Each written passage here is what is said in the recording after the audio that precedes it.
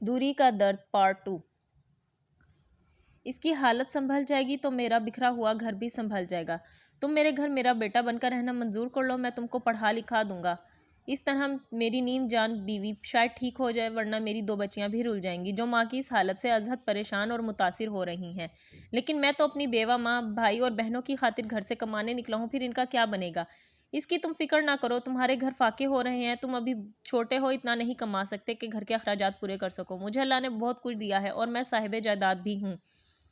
ہم چل کر تمہاری والدہ کو سمجھا لیں گے، ہر ماہ باقاعدگی سے میں ان کو خرچہ بھیج دیا کروں گا۔ اس طرح تم یہاں پڑھ لکھ جاؤ گے اور وہاں گاؤں میں تمہاری ماں اور بہن بھائی بھی سکھ کا سانس لے سکیں گے۔ یوں سمجھ لو کہ تم کو عمر بھر کے لیے ایک اچھی اور مستقل نوکری مل گئی ہے، اچھا کھانا، اچھی رہائش، گھر اور گھر والوں کی محبت، اور کیا چاہیے تم کو؟ بھائی تو نادان تھا، یہ نہ سمجھا کہ یہ شخص اسے خرید رہا ہے۔ اس نے فوراً حامی بھر لی اور کہا، ٹھیک ہے، آپ میری امی کو سمجھا دیں، میں آپ کے پاس رہوں گا، جیسا آپ کہیں گے ویسا کروں گا، اور آپ میرے گھر والوں کو ان کا خرچہ بھجوا دیا کریں۔ احمد تو ہر حال میں ہم کو فاقوں سے بچانا چاہتا تھا، اور گاؤں میں اتنی مزدوری کا ملنا محال تھا کہ گھر کے اخراجات چلیں اور ہم سب پڑھ لکھ بھی سکیں۔ احد نے سکھ کا سانس لیا، کیونکہ رحیم بخش نے ہمارے گھر آ کر امی کو صورتحال بتا دی اور راضی کر لیا۔ یہ بھی کہا کہ وہ ہر عید پر آپ سے ملنے آ جایا کرے گا۔ بیٹے کے کھو جانے سے ابھی تک ان کے گھر کی فضا سوگوار اور اداس میں ڈوبی ہوئی تھی۔ رحیم بخش خوش میرے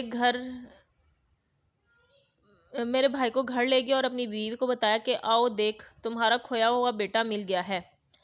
عورت دوڑی آئی، اس نے اپنی بیمار آنکھوں سے بغور میرے بھائی کو دیکھا۔ وہ واقعی آنسو بہا بہا کر اپنی نیم بینائی کھو چکی تھی، اب اسے دھندلا نظر آتا تھا، اس کی آنکھوں کے گرد ہلکے پڑے ہوئے تھے۔ آتے ہی وہ میرے بھائی سے لپٹ گئی اور میرا سمیع اللہ کہہ کر اسے گلے لگا لیا۔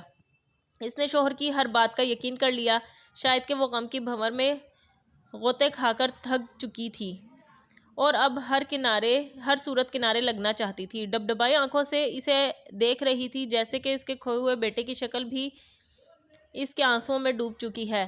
اس کو اس یقین کے سوا اور کچھ نہیں سوجھ رہا تھا کہ جو لڑکا اس کی نگاہوں کے سامنے کھڑا ہے وہ اس کا کھویا ہوا بیٹا ہی ہے۔ رحیم بخش اچھی اداکاری کر رہا تھا۔ اس نے بیوی سے کہا کہ اپنے بچے کو کھانا تو دو، اتنے برس بعد ملا ہے، تب تک میں اس کے لیے بازار سے کپڑے اور دوسرا سامان خرید کر لاتا ہوں۔ عورت نے بیٹی سے کہا، سائمہ جلدی بھائی کو کھانا لا کر دو، میں واری جاؤں کہ کتنا بدل گیا ہے میرا بچہ، شاید کہ خرکاروں کے پاس جا رہا ہے۔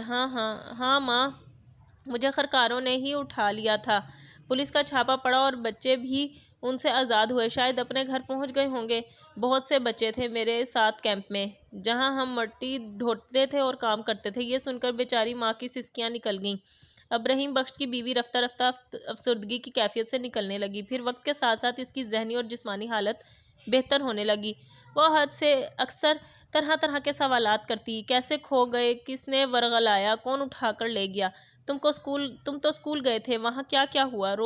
روز و شب کی داستان وہ سننا چاہتی تھی۔ جب احمد خاموش رہتا تو رحیم بخش بیوی کو سمجھاتا، خوش قسمت، شکر کر، تیرا بیٹا مل گیا ہے، اس کو ان گزرے ہوئے اذیت بھرے دنوں کی یاد نہ دلایا کر کے اس کی زبان بھی گنگ رہ جاتی ہے۔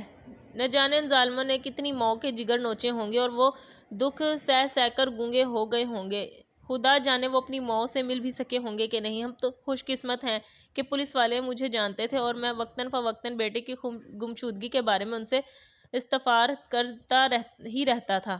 جب ان کے ہاتھ آیا، اس کو میرے سپرد کر دیا۔ اگر میں اس کی تلاش چھوڑ دیتا تو آج ہم کو نہ ملتا۔ رحیم بخش نے احد بھائی سے کیا وعدہ پورا کیا۔ وہ شخص ہر ماہ معقول رقم امی جان کو منی آرڈر کر دیا کرتا تھا، جس سے ہمارے گھر کا چولہا جلنے لگا اور میرے دونوں چھوٹے بہن بھائی دوبارہ اسکول جانے لگے۔